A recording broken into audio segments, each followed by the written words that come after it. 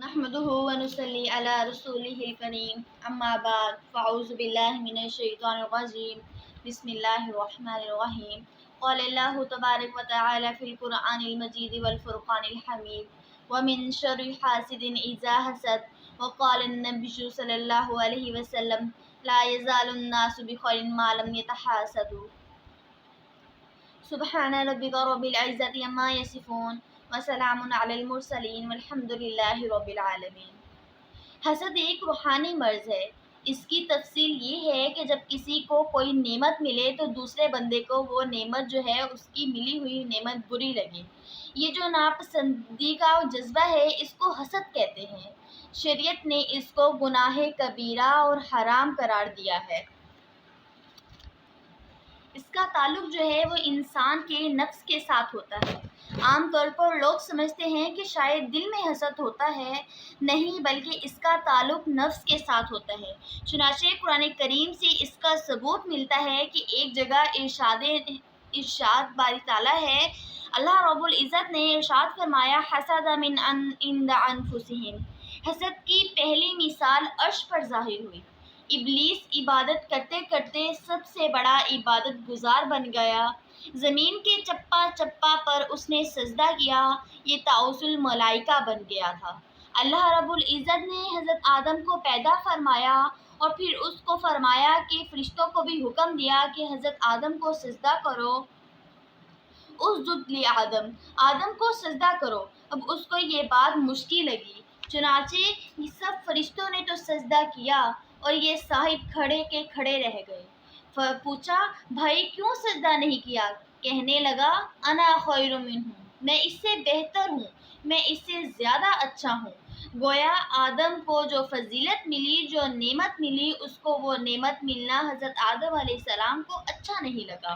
اس کو حسد ہوا کہ یہ چیز مجھے ملنی چاہیے تھی اور یہ کل کے پیدا ہونے والے آدم علیہ السلام کو مل گئی۔ تو حسد کی وجہ سے یہ گناہ آسمان پر ہوا اور اس کا نتیجہ کیا نکلا کہ اللہ رب العزت نے اپنے دربار سے دھتکار دیا اور فرمایا ان علیک لعنت الی یوم الدین، تجھ پر قیامت تک کے لیے میری لعنتیں برسیں گی۔ تو حسد کی وجہ جو ہے پہلا گناہ عرش پر ہوا اور دوسرا گناہ جو ہے حسد کی وجہ سے فرش پر ہوا۔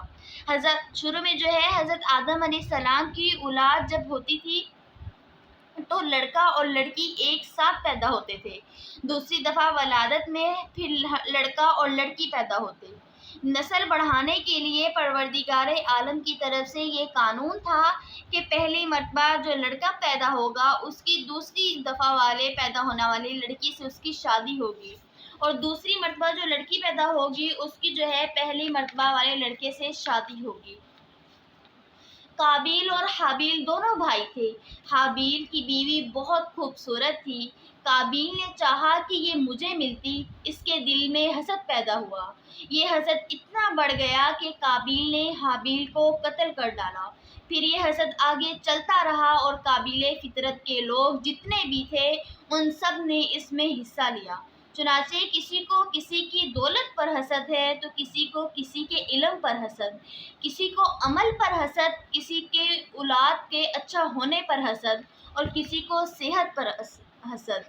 مومنین کو یہ حسد امت کی ابتدا سے بھگتنا پڑ رہا ہے، اور جس کو بھی نبی کی وراثت سے حصہ ملے گا اس کو حسد برداشت کرنا پڑے گا، کیونکہ دستور یہ ہے کہ جو وارث ہوتا ہے اس کو مورث کی ہر چیز میں سے حصہ ملتا ہے، حتیٰ کہ اگر وراثت میں ایک سوئی بھی چھوڑی گئی ہو تو تقسیم کے وقت اس کا بھی لحاظ کیا جائے گا۔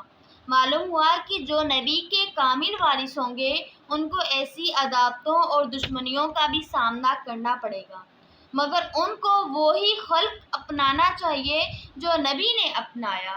حضرت انس نے حسد کے بارے میں فرمایا، اے آدم کے بیٹے، تو اپنے بھائی سے کیوں حسد کرتا ہے؟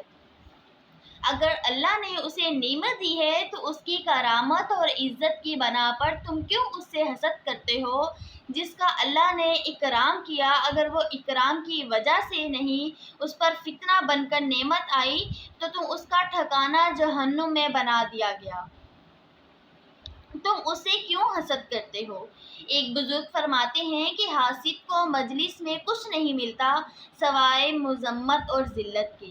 حاسد کو ملائکہ میں کچھ نہیں ملتا سوائے لعنت اور بغض کے۔ مخلوق میں کچھ نہیں ملتا سوائے غم اور جزا کے۔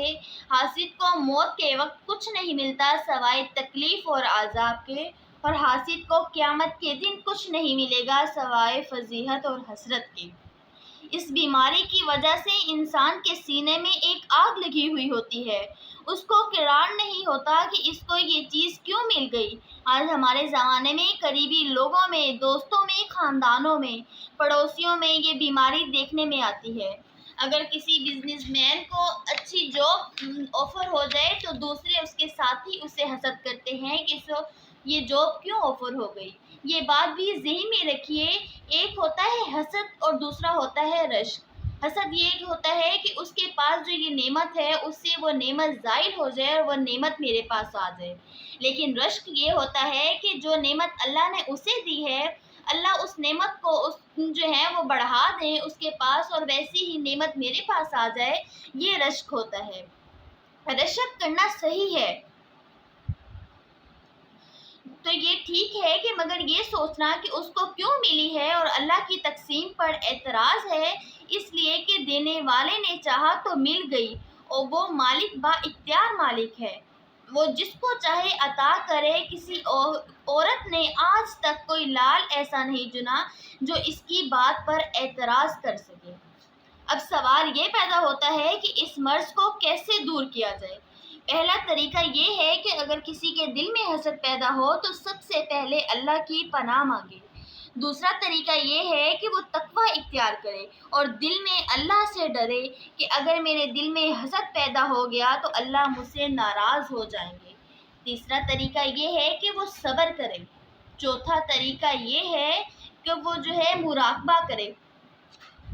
اگر بندے کو لگے کہ اس کے دل میں حسد پیدا ہو گیا ہے تو اسے چاہیے کہ وہ مراقبہ کرے اس حسد کی مخالفت۔ چوتھا طریقہ ہے کہ وہ اللہ کی رضا پر راضی ہو جائے۔